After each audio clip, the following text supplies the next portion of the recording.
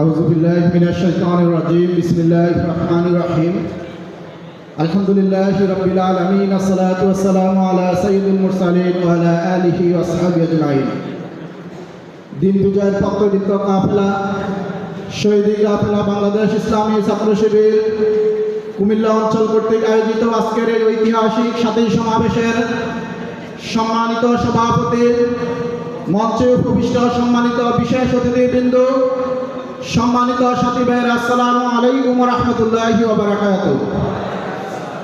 আমরা শুরুতে মহান মনিবের নিকট শুকরিয়া আদায় করছি যে আল্লাহ সুবহানাহু ওয়া তাআলার অশেষ মেহেরবানিতে গত 5 আগস্ট আমাদের দ্বিতীয় বিজয় অর্জনের পর বাংলাদেশ ইসলামী ছাত্র শিবির কুমিল্লা অঞ্চলের উদ্যোগে আজকের এই ঐতিহাসিক সাথী সমাবেশ করার তৌফিক করে দিয়েছেন। সেজন্য সবাই শুকরিয়া আদায় করছি, আলহামদুলিল্লাহ। রাসূল সাল্লাল্লাহু আলাইহি ওয়াসাল্লামের প্রতি দুরূদ এবং সকল শহীদ ভাইদের আত্মার মাগফিরাত কামনা করছি। সম্মানিত সাথী ভাইরা, আমাদের আজকের এই উন্মুক্ত পরিবেশে সাথী সমাবেশ প্রমাণ করে ইসলামী ছাত্র শিবিরের প্রতিষ্ঠাতা কেন্দ্রীয় সভাপতি মীর কাসেম আলী, দ্বিতীয় কেন্দ্রীয় সভাপতি শহীদ কামারুজ্জামানকে শহীদ করে দিয়ে ইসলামী ছাত্র শিবিরকে স্তব্ধ করা যাবে না।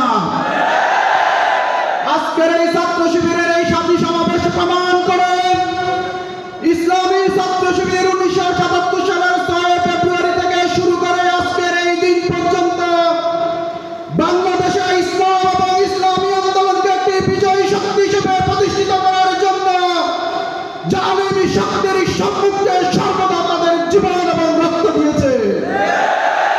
সম্মানিত সাথী ভাইরা, আধিপত্যবাদী শক্তির পতনের জন্য, আধিপত্যবাদী শক্তি বাংলাদেশকে একটি ধর্মনিরপেক্ষ রাষ্ট্রে প্রতিষ্ঠিত করার জন্য যে প্রচেষ্টা চালিয়েছে, ছাত্র জনতার জীবনের মক্তব্য দিয়ে তাদের সেই প্রচেষ্টা ব্যর্থ হয়েছে।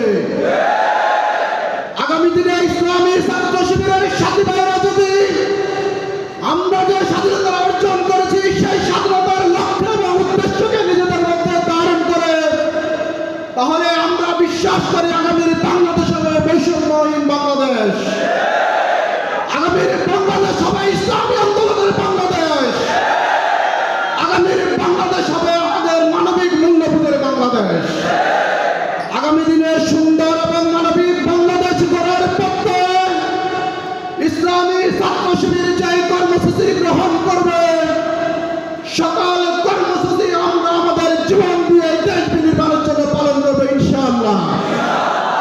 আজকের এই সাথী সমাবেশে সকলকে আন্তরিক ধন্যবাদ এবং মুবারকবাদ জানিয়ে আমি আমার শুভেচ্ছা বক্তব্য এখানে শেষ করছি। আসসালামু আলাইকুম ওয়া রাহমাতুল্লাহি ওয়া বারাকাতুহু।